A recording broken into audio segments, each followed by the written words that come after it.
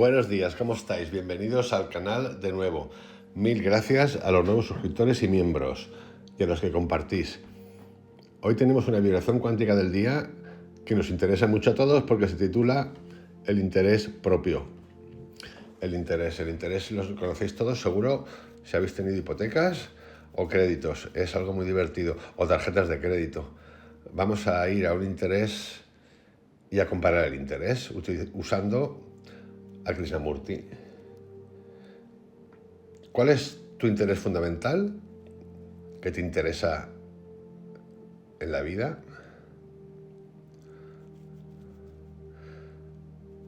¿Qué pensáis que podríamos contestar cada uno? ¿No es acaso el interés tuyo?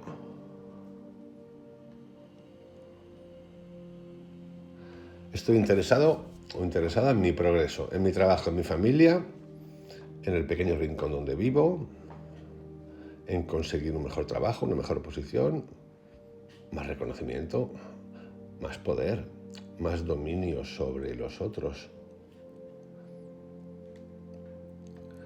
Esto es importante porque no hay ninguno que no salvemos del crecimiento personal, material, y que no lo contemos. Hay que contarlo y hay que mostrarlo.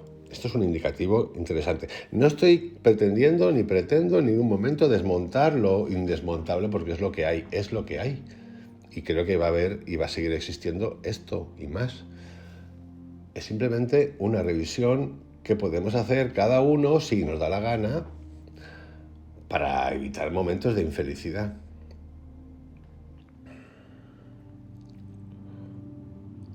Algunos de nosotros diríamos, o podemos decir fabulando, que no es correcto interesarnos principalmente por nosotros mismos. ¿Pero qué hay de incorrecto en ello?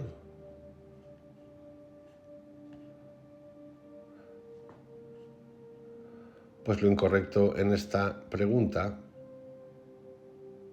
de que a veces pensamos que no es incorrecto, es que lo hacemos desde un lugar con poco decoro y poca honradez.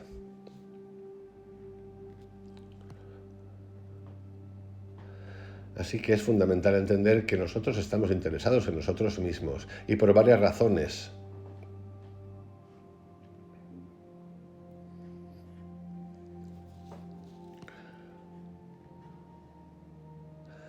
La realidad y el hecho es que uno está interesado en uno mismo de manera fundamental y perdurable. ¿Puede usted decir que es más satisfactorio ayudar a otro que pensar en usted mismo? ¿Cuál es la diferencia? Sigue siendo interés en sí mismo. Si a usted le da mayor satisfacción ayudar a otros, está interesado en lo que le produce mayor satisfacción. ¿Por qué introducir en ello un concepto ideológico? ¿Por qué ese doble modo de pensar?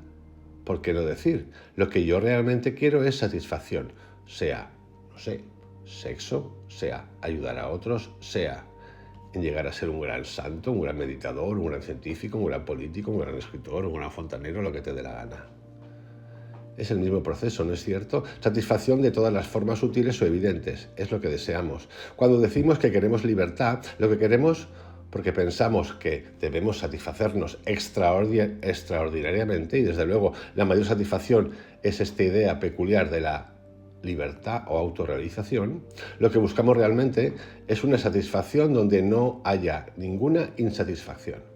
La mayoría de nosotros ansiamos la satisfacción de tener una posición en sociedad porque tememos ser un don nadie. La sociedad está estructurada de tal modo que un ciudadano que ocupa un lugar respetable es tratado con gran cortesía, mientras que un hombre sin posición es maltratado, un ser humano. Y sí, hay ejemplos que he contado aquí medio cómicos. De repente, cuando uno tiene que ir al médico, yo no sé, yo esto lo he visto mucho. De repente, hoy tengo que ducharme, bañarme. Sí, doctor. Entonces es como decir, cuño. Y de hecho, la palabra doctor y paciente, cosas de este tipo. No hablemos ya si es uno que pone tetas o culos o cosas de esas. Es como ir a ver a Dios. Todos en el mundo quieren una posición, ya sea en sociedad, en familia, incluso con Dios. Y esta posición, desde luego, debe ser reconocida por los otros. De lo contrario, no es posición en absoluto. Hemos de ocupar siempre un sitio en el estrado. En nuestro interior somos remolinos de infortunios y maldades y por tanto nos complace que externamente nos juzguen como personajes importantes, perfectos, buenos, benévolos, vamos, que no tenemos un lado oscuro. Este anhelo de posición, de prestigio, de poder, para sobresalir de algún modo en la sociedad, es un deseo de dominar a otros. Y este deseo de dominar es una forma de agresión. Y ya os digo una cosa, esto no es una cuestión de clases sociales ni de economías. Esta yo llamaría hijoputez, aceptada, yo la acepto, esa hijoputez la acepto como tal, como mía, es tanto a los rangos sociales. A veces pensáis que los rangos sociales de abajo no existen porque son todos buenos y son necesitados. La hijoputez es mundial, lo permea todo. El santo que busca una posición con respecto a su santidad es tan agresivo como el pollo que picotea en el corral. ¿Y cuál es la causa de esta agresividad? El temor. Es que esto mismo también se encuentra, esta hijoputez de la que he hablado. La palabra hijoputez no existe en el diccionario de meditación, pero yo os la lanzo ahí porque me gusta ponerla ahí, ¡pum! Como, espera, que esto está también en las instituciones meditativas, en el orden, en las caras austeras, en el sacrificio, en el autodarse con el palo para ponerse recto, esas cosas. Mira, chicos, para pegarme a mí, pégate a ti. Sí, por ejemplo, ¿no? Porque andamos cuestionando la educación antigua, que era de palo y golpe, pero aceptamos que un monje zen te mete un balazo en la espalda porque no está recto. Pero vamos a ver, si es que estamos siempre en esta estupidez de nivel galáctica donde nos pasamos del catolicismo rancio, la parte rancia que tiene, que es súper rancia, al budismo todo buenísimo, al hinduismo todo buenísimo, a un monje que te arrea en la espalda porque no está recto, y le damos un premio y le decimos, ole tus huevos porque es que estaba distraído. Pero vamos a ver, bueno, no vemos, vamos a ver que no vemos y entonces ya daremos un saltito. Pero esto, lo de siempre, ¿no? Llevar las cosas al absurdo ayuda un poco a clarificar la mente. El temor es uno de los mayores problemas en la vida. Una mente que está atrapada por el temor vive en confusión, en conflicto y por lo tanto tiene que ser violenta, distorsionada y agresiva. No se atreve a desviarse de sus propios patrones de pensamiento, lo que engendra hipocresía. Hasta que no nos liberemos del temor, permaneceremos siempre en la oscuridad, aunque subamos a las más altas montañas e inventemos toda clase de dioses. Aquí hay un ejemplo que a mí me resulta muy gracioso, porque en Europa, yo esto lo he hablado con amigos franceses, alemanes, italianos, incluso españoles, dicen, es que Estados Unidos es un país de hipócritas. Sí, a ver, como política y país, sí, es un país de hipócritas, pero claro, es que decir que un francés, que un español, políticamente, los gobiernos no son hipócritas, es como la risa mundial. Es que nos da la risa, a mí me da la risa, porque hay muchos tipos de hipocresía. Cada país tiene genéricamente, unas ideas de cómo somos los franceses, los españoles, los alemanes, los argentinos, los brasileños. Pero, en realidad, en el país hay de todo. Así que la hipocresía está por todas partes. Como vivimos en una sociedad corrompida y estúpida, donde recibimos una educación caracterizada por la competencia que engendra el miedo, estamos todos agobiados por temores de alguna especie. En cuanto a la competencia, ahí tiene un componente que si fuera, no sé, por conocimientos, pero claro, para haber conocimiento tiene que haber alguien encima que decida qué es el conocimiento, con lo cual son los que se apoderan de qué es correcto y no, y luego está la filtración humana, o sea, nosotros, donde actúa el nepotismo, meca mejor, meca peor, ayuda, network. Entonces, la competencia en sí, pues es una utopía, igual que el valor por como hacen ahora, ¿no? Por todo lo que sabes, es una utopía. Mirar lo que está ocurriendo con los artículos científicos acerca del clima, donde solo se puede contar lo que se puede contar. Una utopía. Repito, como vivimos en una sociedad tan corrompida y estúpida, donde recibimos una educación caracterizada por la competencia que engendra el miedo, estamos todos agobiados por temores de alguna especie. Y el temor es algo espantoso, que de forma tuerce y oscurece nuestros días. Es una manera de hablar, lo de oscurecerse. Existe el miedo físico, pero este es un instinto que hemos heredado de los animales. Son los temores psicológicos los que aquí nos interesan, porque cuando comprendamos las profundas raíces de los temores psicológicos, seremos capaces de enfrentarnos a los temores animales. Por el contrario, si nos ocupamos de los temores animales primero, esto nunca nos ayudará a comprender los temores psicológicos. Todos estamos temerosos de algo. Yo el primero. No hay temores abstractos, existen siempre en relación con algo. ¿Conoces alguno de tus temores? Temor de perder el trabajo, de no tener suficientes alimentos o dinero, o de lo que los vecinos o el público piensen de ti. Yo voy a poner aquí un ejemplo cómico, pero es real. A mí me daba antes por bajar, cuando vivía en un piso, pues con el pijama, a bajar la basura. Entonces, había alguien que vivía conmigo, o yo con ella, o juntos, que esto le parecía como que estaba un poco chalado y que eso no podía ser, porque los vecinos... Pues ahí tenéis un ejemplo, por ejemplo. Seguro que yo tengo también alguna cosa de otros miedos, seguro. Por ejemplo, el miedo de no tener éxito, sí, lo he tenido. De perder posición en la sociedad, de reconocimiento, miedo a ser despreciado o ridiculizado. Esto es uno de los temores que más tememos todos. Y es un arte tratarlo. Temor al dolor, a las enfermedades, a ser dominado, a no saber qué es el amor, a no enamorarse, a no ser amado, a perder a la esposa y a los hijos. Temor a la muerte, a vivir en un mundo que es como la muerte, de completo aburrimiento, de no vivir según la imagen que los otros han fabricado de usted, de perder su fe, en fin, miedos. Nosotros huimos de todos ellos, de todos estos miedos. O bien inventamos imágenes para ocultarlos. Pero huir del temor es solo acrecentarlo. Una de las causas mayores del temor es que no queremos enfrentarnos a nosotros tal como somos. Es el audio este que he hecho esta mañana de por qué meditamos. Y entonces al final es siempre lo mismo. O sea, meditamos por entretenimiento. Y pocos, porque los de valientes se preguntan más cosas. Es más, es tan fuerte preguntarte estas cosas que te puede crear un terremoto. De hecho, te crea un terremoto. Como todo terremoto, llega a la escala de Richter alta y luego se para. Y luego te toca reconstruir. Reconstruir, pues lo que has desmontado, porque tú has querido desmontarlo. Por lo tanto, tenemos que examinar todos los temores mismos como la red de escapes que hemos desarrollado para librarnos de ellos. Si la mente, en la cual está incluido el cerebro, trata de vencer el temor, de reprimirlo, disciplinarlo, controlarlo. Todas estas palabras existen en el lenguaje común nuestro. Reprimir, disciplinar, está fantástica. La varita del zen, pam, palo. Disciplinar, controlar, también varita. Habrá fricción, habrá conflicto y el conflicto implica pérdida de energía. Entonces, hemos de preguntarnos en primer lugar, ¿qué es el temor y cómo surge? ¿Qué queremos decir con la misma palabra temor? Me inclino a cierta clase de vida, pienso de acuerdo con determinado patrón, sigo ciertas creencias y dogmas y no quiero que esos patrones de existencia sean perturbados porque en ellos tengo mis raíces. No quiero que sean perturbados porque la perturbación produce un estado de ignorancia y eso me desagrada.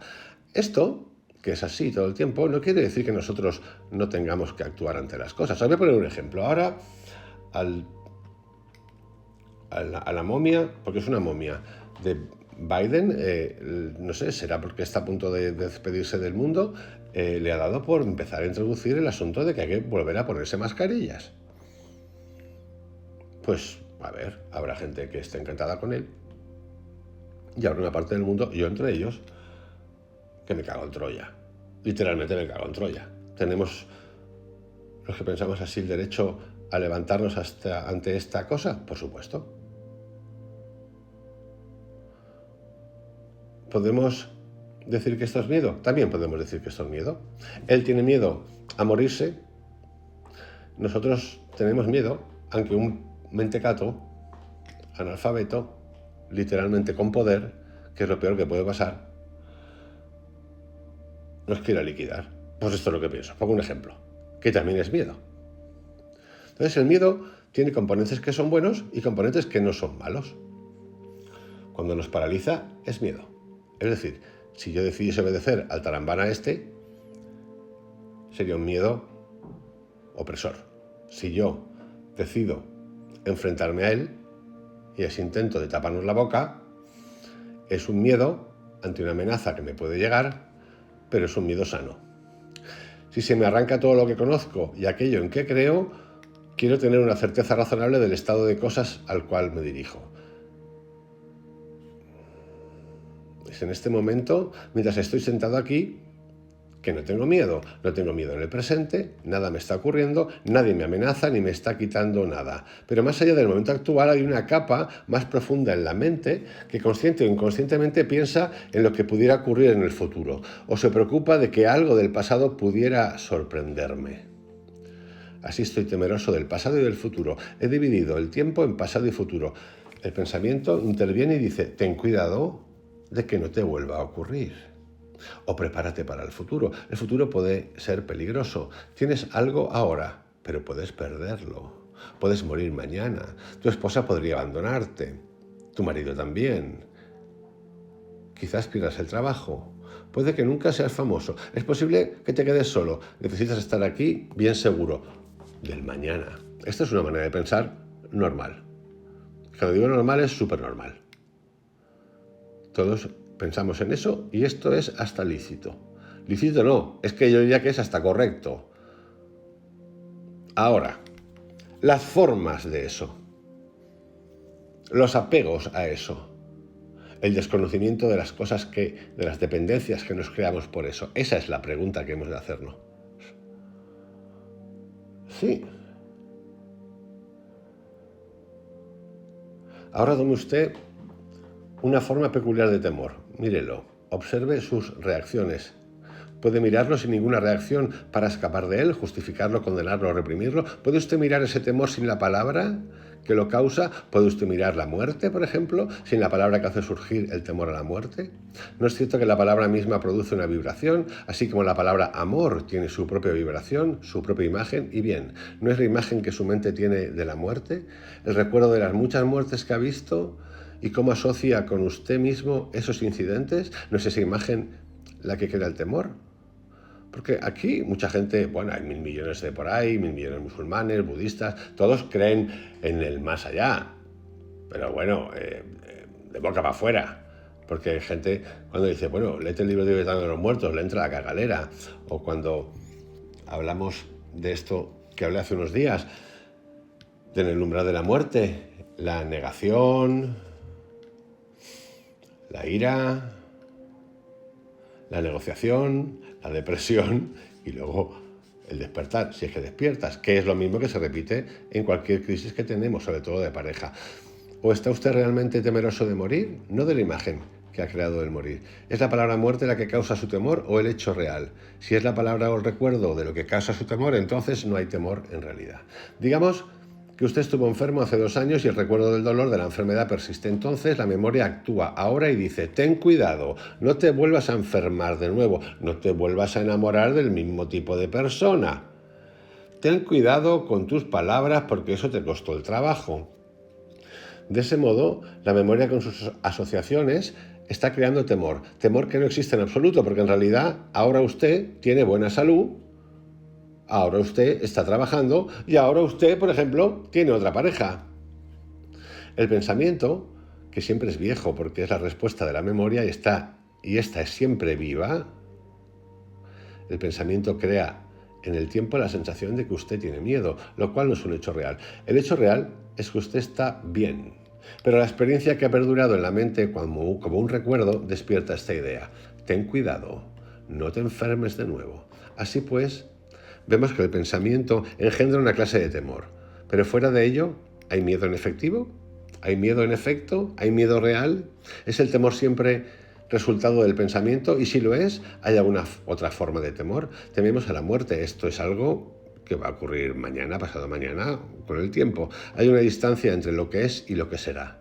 Ahora el pensamiento ha tenido esta experiencia, ha observado la muerte y dice, voy a morir. El pensamiento crea el temor de la muerte y si no lo hace, ¿hay en realidad algún temor?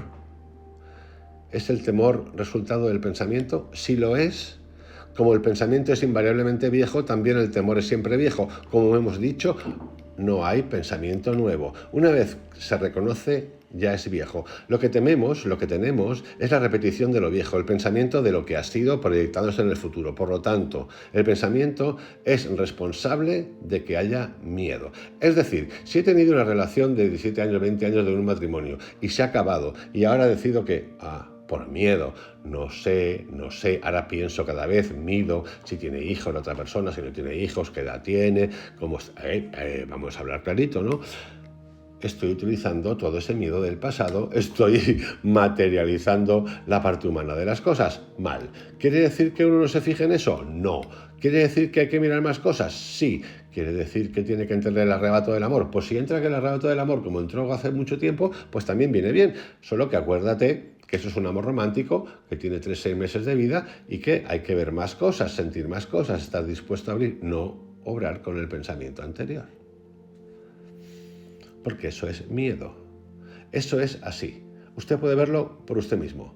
Cuando usted se confronta con algo, inmediatamente no hay temor. Solo cuando el pensamiento interviene surge el temor. Por lo tanto, esta es nuestra pregunta de ahora. ¿Es posible vivir totalmente en el presente? Solo así la mente no tendrá temor. Pero para comprender esto, tenemos que comprender la estructura del pensamiento, la memoria y el tiempo. Y al comprenderlo, no intelectualmente, verbalmente, sino de hecho, con su corazón, su mente, sus entrañas, estará libre de miedo. Entonces la mente puede pensar sin crear el temor. El pensamiento, como la memoria, es, por supuesto, necesario para el vivir cotidiano. Por esto a veces yo creo que hay que dar una vueltita a lo que quieren decir algunos de nuestros maestros, como por ejemplo Krishnamurti, aunque no le guste que le llame maestro, Krishnamurti. Porque si no, nos estamos todos muy a pecho y cuando hablamos, por ejemplo, del desapego, le regalamos todo a la religión, a la secta o a la Virgen María y vivimos del aire y nos va a pegar un susto la cosa. Es el único instrumento que tenemos para la comunicación, el pensamiento, la memoria. Para los trabajos que desempeñamos. El pensamiento es la respuesta de la memoria que se ha acumulado a través de la experiencia, del conocimiento, de la tradición, del tiempo y de repetir. Y desde ese trasfondo de la memoria reaccionamos, siempre siendo la reacción el pensamiento.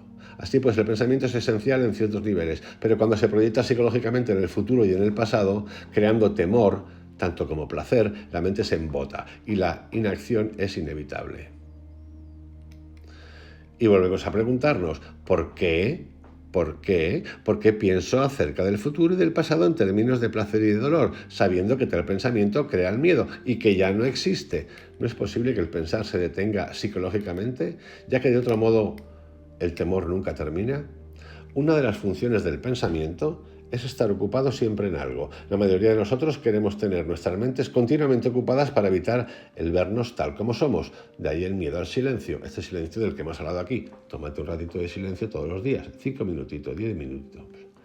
A ver qué te pasa. Tenemos miedo de sentirnos vacíos, tenemos miedo de observar nuestros temores. Conscientemente puede que usted se dé cuenta de sus temores, pero en los profundos niveles de su mente, ¿se da cuenta de ellos? ¿Y cómo va usted a descubrir los temores secretos, los que están ocultos? ¿Puede el miedo ser dividido en consciente y subconsciente? El especialista, el psicólogo, el analista, ha deslindado el temor en capas profundas y superficiales. Pero si usted sigue lo que dicen los psicólogos y analistas, o lo que yo digo, estará entendiendo nuestras teorías, nuestros dogmas, nuestro saber, pero no estará comprendiéndose a sí mismo. Usted no puede conocerse siguiéndome a mí, a Freud, a Jung, a nadie. Las teorías de otras personas no tienen ninguna importancia. Somos nosotros mismos, tú mismo, quien debe hacerse la pregunta. ¿Se divide el temor en consciente y subconsciente? ¿O existe solo el temor, que usted traduce en distintas formas? Hay solamente un deseo.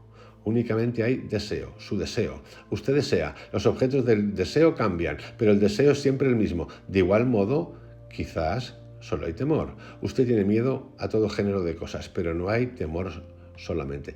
Esto lo que significa es que hemos de trascender todo, la meditación, el psicólogo, el psiquiatra, el librito, Edgar Tolle, Pichacole, Yogananda, Tripananda, Maharajah, Krishnamurti, Anthony de Melo, el Evangelio, San Juan de la Cruz, los libros del Tao, lo que os dé la gana. Trascenderlo para procesar por ti. Sí, alguno te ha apoyado en quien te dé la gana de toda esa banda y algunos más. Banda en el buen sentido de la palabra.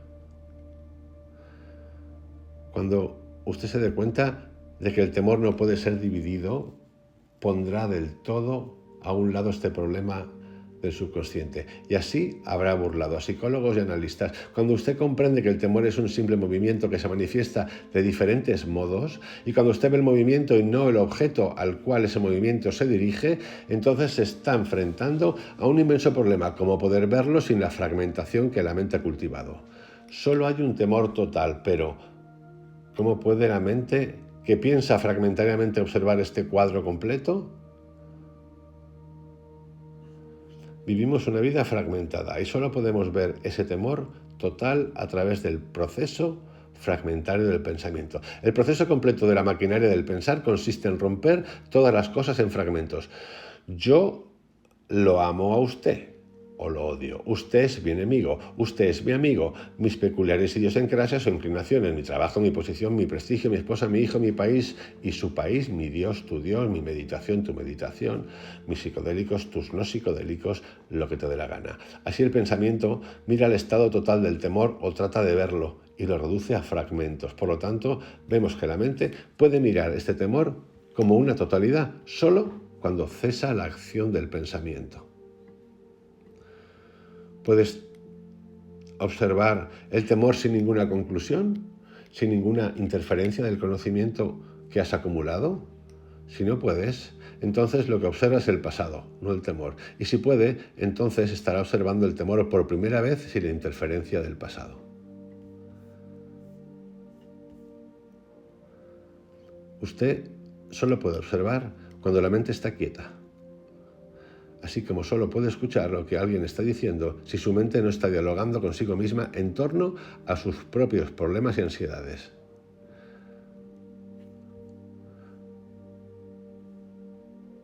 Vivir con algo vital como es el temor requiere una mente y un corazón que sean extraordinariamente sutiles, que no lleguen a conclusiones y que puedan, por lo tanto, seguir cada movimiento del temor. Entonces, si usted lo observa y vive con él y esto no forma un día entero, quizá un minuto o un segundo para conocer la naturaleza total del miedo, si usted vive con él completamente, es inevitable que se pregunte, ¿quién es la entidad que vive con el temor? ¿Quién es el que está observando todos los movimientos de las distintas formas de temor y a la vez dándose cuenta del hecho esencial del temor? ¿Es el observador una entidad muerta, un ser estático que ha acumulado cierta cantidad de conocimiento e información de sí mismo? ¿Es el observador el pasado? ¿O es una cosa vital? ¿Cuál es su respuesta? No contestarla. No la contestéis. Contéstate a ti mismo. ¿Es usted el observador, una entidad muerta que observa una cosa viva? ¿O es usted una cosa viva que observa otra cosa viva? Porque en el observador existen los dos estados de observación. El observador es el censor que no desea tener miedo. El observador es la totalidad de todas sus experiencias sobre el miedo. Por lo tanto, el observador está separado de esa cosa que él llama temor. Hay un espacio entre ambos. Él siempre está tratando de vencerlo o de escapar. Y de ahí esa batalla constante con el temor. Esa batalla que implica tanta pérdida de energía. Mientras usted observa, usted aprende que el observador es meramente un manojo de ideas y recuerdos sin ninguna validez o sustancia, pero que el temor es una realidad y que usted está tratando de comprender un hecho con una abstracción. Esto, por supuesto, no lo puede hacer, pero en realidad es el observador que dice «yo tengo miedo», algo diferente de la cosa observada que es el miedo. El observador es el temor y cuando llega a comprender esto, ya no disipa sus energías en el esfuerzo por desembarazarse del temor. El intervalo de espacio-tiempo entre él, el observador y el observado, desaparece. Cuando usted ve que forma parte del temor, que no está separado de él, que usted es el temor, entonces no puede hacer nada con él. Entonces el temor desaparece totalmente. Bueno, queridos amigos, os dejo con esta vibración cuántica del día que ha ido del temor y que ha ido de lo propio, el interés propio. Os envío un abrazo, que tengáis un excelente día. Hasta mañana.